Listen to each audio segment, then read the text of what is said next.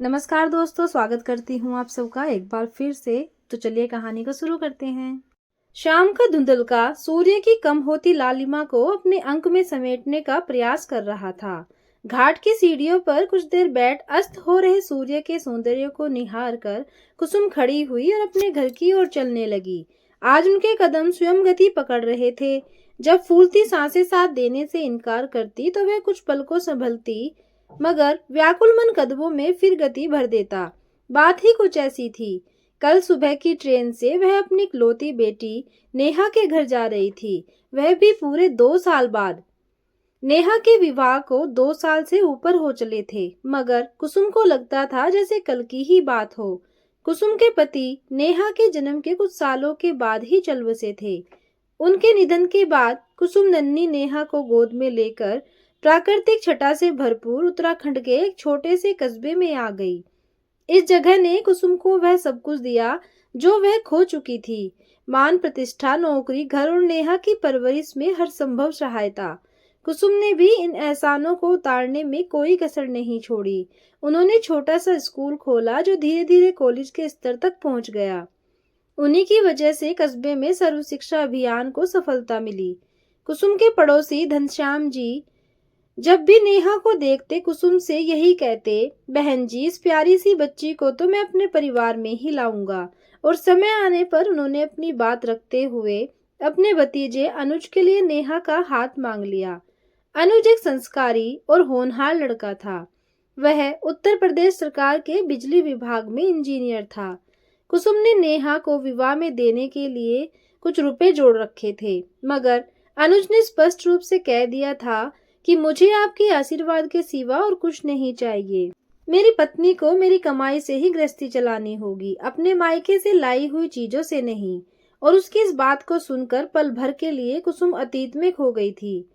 उनके अपने विवाह के समय उनके पति ने भी ऐसा ही कुछ कह दिया था और दहेज लेने से साफ मना कर दिया था। अपने दामाद में अपने दिवंगत पति के आदर्श देखकर कुसुम अभिभूत हो उठी थी। नेहा के विवाह के 2 महीने बाद कुसुम को कॉलेज के लिए किसी काम से दिल्ली जाना था। लौटते हुए वह कुछ समय के लिए मेरठ में बेटी दामाद के घर रुकी थी। बड़ा आत्मिक सुख मिला था कुसुम को नेहा का सुखी घर संसार देखकर। हालांकि देखने में उनका घर किसी भी दृष्टि से सरकारी इंजीनियर का घर नहीं लग रहा था। फर्नीचर के नाम पर कुल 4 बैंत की कुर्सियां थी, एक मेज और पुराना दीवान था। सामने स्टूल पर रखा छोटा ब्लैक एंड व्हाइट टीवी रखा था, जो शायद अनुज के हॉस्टल के दिनों का साथी था। उनका घर महंगे इलेक्ट्रॉनिक उपकरणों और फर्नीचर से सजा धजा नहीं था, मगर उनके प्रेम की जिस भीनी भीनी सुगंध ने उनके घर को महका रखा था, उसे कुसुम ने भी महसूस किया था। और वह बेटी की तरफ से पूरी तरह से संतुष्ट हो खुशी खुशी अपने घर लौट आई थी। आज वह एक बार फिर अपनी बेटी के घर की उसी सुगंध को महसूस करने जा रही थी। स्टेशन पर उतरने के बाद कुसुम की बेचैन आंखें बेटी दामाद को खोज रही थी कि तभी पीछे से नेहा ने उनकी आंखों पर हाथ रखकर उन्हें चौंका दिया। अनुज तो नहीं आ पाया था, मगर नेहा अपनी माँ को लेने ठीक समय पर पहुंच गई थी। कुसुम ने बेटी को देखा तो वह कुछ बदली बदली सी नजर आई थी। गाढ़े मेकअप की परत चढ़ा चेहरा, कीमती परिधान, हाथों और गले में रत्न जड़ित आभूषण। इन 2 सालों में तो जैसे उसका पूरा व्यक्तित्व ही बदल गया था। कुसुम सामान उठाने लगी तो नेहा ने यह कहते हुए रोक दिया, रहने दो मम्मी, ड्राइवर उठा लेगा। नेहा माँ को लेने सरकारी जीप में आई थी। जीप में बैठ नेहा माँ को बताने लगी, मम्मी, अनुज आजकल बड़े व्यस्त रहते हैं, इसलिए मेरे साथ नहीं आ सके। हाँ, आपको लेने के सरकारी जीप भेज दी है। हाल ही में इनका प्रमोशन हुआ है, बड़ी अच्छी जगह पोस्टिंग हुई है इनकी। उस जगह पर पोस्टिंग पाने के लिए इंजीनियर तरसते रहते हैं, मगर इनको मिली। खूब कमाई वाला एरिया है। इसके आगे के शब्द कुसुम नहीं सुन सकी। नेहा के बदले व्यक्तित्व से वह पहले ही विचलित थी। उनके मुंह से निकला, कमाई वाला एरिया। नेहा की हर एक हरकत, हर एक बात उसकी सोच में आए बदलाव का संकेत दे रही थी। उसकी आंखों में बसी सादगी और संतुष्टि की जगह कुसुम को पैसे की चमक और अपने स्टेटस का प्रदर्शन करने की चाह नजर आ रही थी। घर पहुंचकर कुसुम ने पाया कि घर भी नेहा की तरह उनके बड़े हुए स्टेटस का खुलकर प्रदर्शन कर रहा है। आधुनिक साज सज्जा से युक्त घर में ऐसो आराम की हर एक चीज मौजूद थी। लगता है अनुज ने इन 2 सालों में काफी तरक्की कर ली है। कुसुम ने चारों ओर नजरें घुमाते हुए पूछा। अनुज ने कहा की है मम्मी, मैंने जबरन इनके पीछे पड़कर करवाई है। जब मैंने देखा कि कभी इनके नीचे काम करने वाले कहाँ के कहाँ पहुंच गए हैं और ये अभी भी वहीं अटके पड़े हैं, तो मुझसे रहा न गया। वैसे इनका बस चलता तो अभी तक हम उसी कबूतर खाने में पड़े रहते। कुसुम जी समझ गई कि उनकी बेटी शहर आकर काफी सयानी हो गई है और पैसे बनाने की अंधी दौड़ में शामिल हो चुकी है। इस बात को लेकर वह गहन चिंता में डूब गई। अरे मम्मी, आप अभी तक यूं ही बैठी हैं? जल्दी से हाथ मुंह धोकर फ्रेश हो जाइए, खाना तैयार है। आप थकी होंगी, सो जल्दी खाकर सो जाइए, कल आराम से बातें करेंगे। कुसुम ने कहा, अनुज को आने दे, साथ ही डिनर करेंगे। वैसे बहुत देर हो गई है, कब तक आता है यह? अरे मम्मी, उनका तो कुछ भरोसा नहीं है। मम्मी, जब से प्रमोशन हुआ है अक्सर देर से ही आते हैं वो। मैं तो समय पर खाना खाकर सो जाती हूँ, क्योंकि ज्यादा देर से सोने से मेरी नींद उचट जाती है। वह जब आते हैं तो उन्हें नौकर खाना खिला देता है। मैं अनुज के साथ ही खाऊंगी। वैसे भी मुझे अभी भूख नहीं है, तुम चाहो तो खाकर सो जाओ, कुसुम ने जवाब दिया। थोड़ी ही देर में अनुज घर आया और आते ही कुसुम के पैर छूकर अभिवादन करते हुए बोला, माफ करिएगा माँ जी, कुछ जरूरी काम आ गया था, सो आपको लेने में स्टेशन नहीं पहुंच सका। कोई बात नहीं बेटा, कुसुम जी बोली। मगर यह तुम्हें क्या हो गया है? तुम्हारी तो सूरत ही बदल गई है। माना काम जरूरी है, पर अपना ध्यान भी तो रखना चाहिए। सचमुच इस अनुज की सूरत 2 साल पहले वाले अनुज से बिल्कुल मेल नहीं खाती थी। बुझी बुझी आंखें, बुझा बुझा चेहरा, झुके कंधे, निष्प्राण सा शरीर, उसका पूरा व्यक्तित्व ही बदल गया था। बस मम्मी जी, क्या कहूँ, काम कुछ ज्यादा ही रहता है। इतना कहकर वह नजरें झुकाए अपने कमरे में चला गया और वहां जाकर नेहा को आवाज लगाई। नेहा, ये 20,000 रुपये अलमारी में रख दो, ये घर पर ही रहेंगे, बैंक में जमा मत करना। अनुज के कमरे से आ रही पति पत्नी की धीमी आवाज ने कुसुम पर वज्रपात कर दिया। 20,000 रुपये, वह भी महीने के आखिरी में? कहीं ये रिश्वत की कमाई तो नहीं? नेहा कह भी रही थी कि खूब कमाई वाले एरिया में पोस्टिंग हुई है। इसका अर्थ है कि इन दोनों को पैसे की भूख ने इतना अंधा बना दिया है कि इन्होंने अपने संस्कार, नैतिकता और ईमानदारी को ताक पर रख दिया। नहीं, ऐसा हरगिज नहीं होने दूंगी। कुछ भी हो, इन्हें सही राह पर लाना ही होगा। मन यह दृढ़ निश्चय कर वह सोने चली गई। आज रविवार था, अनुज घर पर ही था। उसके व्यवहार से कुसुम जी को लग रहा था जैसे वह घर परिवार की तरफ से उदासीन होकर अपने में ही खोया रहता। भीतर ही भीतर घुट रहा है। घर की हवा बता रही थी कि उनका प्यार मात्र औपचारिकताओं पर आकर सिमट गया है। मगर नेहा इस माहौल में भी बेहद सुखी और संतुष्ट नजर आ रही थी और यही बात कुसुम को बहुत बुरी तरह कचोट रही थी। मम्मी, आज इनकी छुट्टी है, चलो कहीं बाहर घूम आते हैं, और आज लंच 5 स्टार होटल में ही करेंगे, नेहा ने चेखते हुए कहा।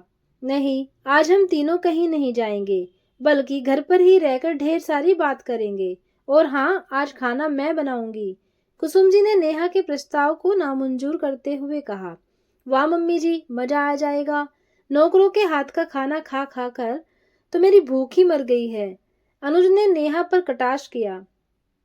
हाँ हाँ, जब घर में नौकर चाकर हैं तो मैं क्यों रसोई का धुआं खाऊं? नेहा ने प्रतिवाद किया। तुम्हें मसालेदार छोले और भरवा भिंडी बहुत पसंद है ना, वही बनाऊंगी, कुसुम जी ने बात संभाली। अरे मम्मी जी, आपको मेरी पसंद अभी तक याद है? नेहा तो शायद भूल ही गई।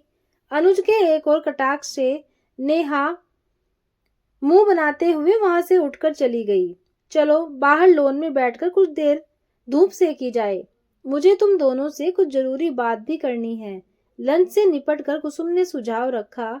बाहर आकर बैठते ही कुसुम की भाव मुद्रा बेहद गंभीर हो गई। उनकी नजरें शून्य में ऐसे ठहर गई जैसे अतीत के कुछ खोए हुए लम्हे तलाश कर रही हो। कुछ देर खुद को संयत रख उन्होंने बोलना शुरू किया। आज मैं तुम दोनों के साथ अपनी कुछ ऐसी बातें शेयर करना चाहती हूँ जिनका जानना तुम्हारे लिए बहुत जरूरी है। बात उन दिनों की है जब मैं नेहा के पापा से पहली बार मिली थी। वह भी अनुज की तरह ही सरकारी विभाग में इंजीनियर थे, बेहद शानदार और सोलों के पक्के। वह ऐसे महकमे में थे जहां रिश्वत का लेन देन एक आम बात थी, मगर उस कीचड़ में भी कमल की तरह निर्मल थे। हमने एक दूसरे को पसंद किया और शादी कर ली। उनकी जिद के चलते हमारी शादी भी बड़ी सादगी से और बिना किसी दान दहेज के हुई थी। पहले उनकी पोस्टिंग उत्तरकाशी में थी, साल भर बाद उनका तबादला हो गया। वह एक औद्योगिक शहर है जो ऊपरी कमाई की दृष्टि से बहुत अच्छा था। वहां हमें विभाग की सरकारी कॉलोनी में घर मिल गया। उन्होंने मुझे शुरू से ही हिदायत दी थी कि मैं वहां सरकारी कॉलोनी में रह रहे इंजीनियरों की बीवियों और उनके रहन सहन की खुद से तुलना न करूं, क्योंकि उनका उच्च स्तरीय जीवन उनके काले धन के कारण है जो हमारे पास कभी नहीं होगा। धीरे धीरे मेरा पास पड़ोस में मेल जोल बढ़ने लगा और न चाहते हुए भी मैं उनके ठाट बाट से प्रभावित होने लगी। मेरे मन में भी उन सब की देखा देखी ऐसो आराम से रहने की इच्छा जागने लगी। मुझे लगने लगा कि यह लेन देन तो जगत व्यवहार का हिस्सा है। जब इस दुनिया में हर कोई पैसे बटोर कर अपना और अपने बच्चों का भविष्य सुरक्षित कर रहा है, तो हम ही क्यों पीछे रहें। बस मैंने अपनी सहेलियों के बहकावे में आकर उन पर दबाव डालना शुरू कर दिया, मगर उन्होंने अपनी आदर्शों के साथ कभी समझौता नहीं किया। मैं इन्हें ताने देती, उनके सहकर्मियों की तरक्की का हवाला देती, यहाँ तक कि मैंने उन्हें एक असफल पति भी करार कर दिया, मगर वह नहीं झुके। इन्हीं उलझनों के बीच में मैं गर्भवती हुई तो वह तमाम मतभेदों को भूलकर बेहद खुश थे। मैंने उनसे स्पष्ट कह दिया कि मैं इस हीनता भरे दम घुटे माहौल में किसी बच्चे को जन्म नहीं दूंगी। हमारे घर संतान तभी होगी जब तुम अपने खोखले आदर्शों का त्याग उतारकर बाकी लोगों की तरह ही रहोगे, हमारे और बच्चों के लिए तमाम सुख सुविधाओं को जुटाने का वचन दोगे। मुझे गर्भपात कराने पर उतारू देख तुम्हारे पिता टूट गए और धीरे धीरे धन पाने की तरफ परसने लगे। घर सुख सुविधाओं की चीजों से भरता चला गया। मैंने जो चाहा सो पा लिया, मगर तुम्हारे पिता का प्यार खो दिया। उस समय मेरी आंखों पर माया का ऐसा पर्दा पड़ा था कि मुझे इस बात से भी कोई फर्क नहीं पड़ा कि वह किसी मशीन की भांति काम करते जा रहे थे और मैंने अपने उस ऊंचे स्टेटस के मद में पागल थी। तभी तुम्हारा जन्म हुआ। तुम्हारे आने के बाद तुम्हारे भविष्य के लिए धन जमा करने की तृष्णा भी बढ़ गई।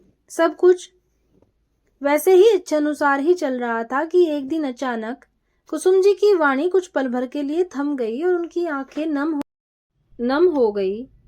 एक दिन क्या हुआ मम्मी? नेहा ने विस्मित स्वर से पूछा।